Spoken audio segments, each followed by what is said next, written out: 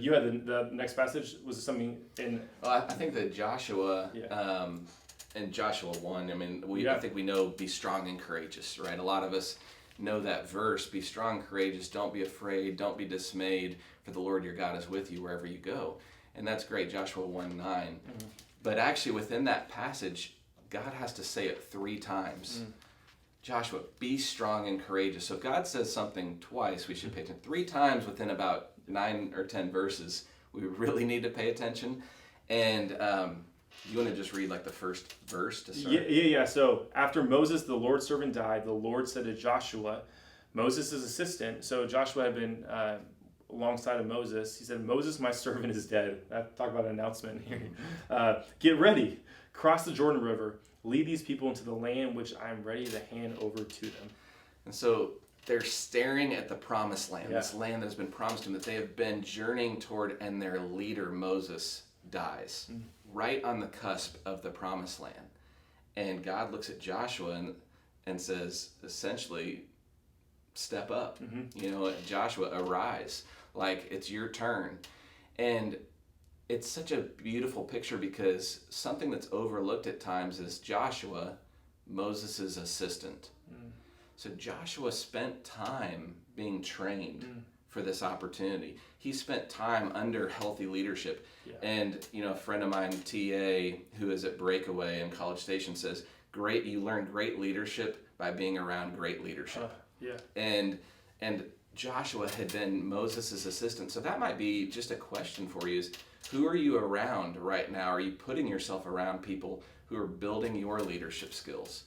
Because you don't have to do it on your own. You don't have to just read books. You can actually learn and train under other people. And I think some of you are doing this already, and stepping up and leading younger youth here at the church. But it's just exciting to see that when that opportunity came, Joshua, though he was afraid, and God had to say, be strong and courageous 3 times to him, he did step up and take that mantle of leadership and led them into the promised land.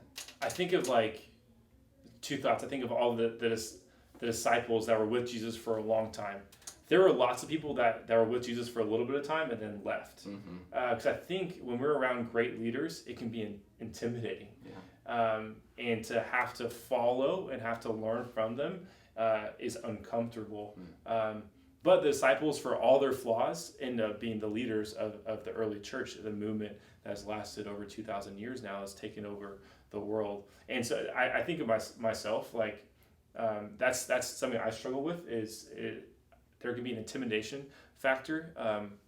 It's pride that's masking like self-consciousness of, oh, that person's a great leader and it's making me feel less. So that's something that I have to push back against, and you may have to as well, of not just surrounding yourself with people that make you look better, but surrounding yourself with people that make you better because they're challenging you and they're making you grow. So good, because like you said, I think our instinct is, and in the corporate world, this would look like not hiring people smarter than you, because it could make you look bad.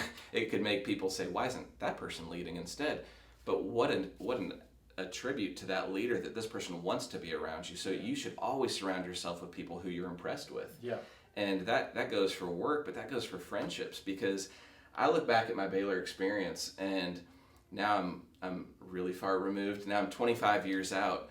I graduated in 95, and friends of mine are leaders in every industry that you can imagine.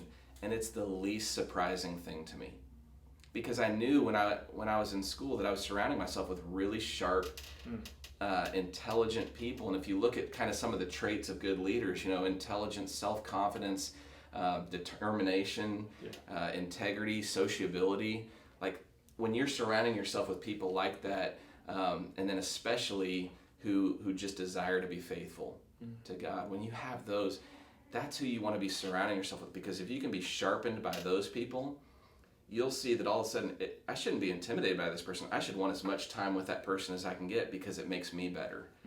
Driven people really drive other people. Like, you're not going to get more driven hanging around lazy people. So I want to put myself around sharp, people, because they'll challenge me and encourage me, That not in a cutthroat way, but in a really healthy way. I think they make us better. Absolutely, yeah. You see that with sports. You see that with music, like acting, whatever it is. You put talent in the room, and if you're humble in that, you'll grow each other. So it's the same with leadership, same with your spiritual life.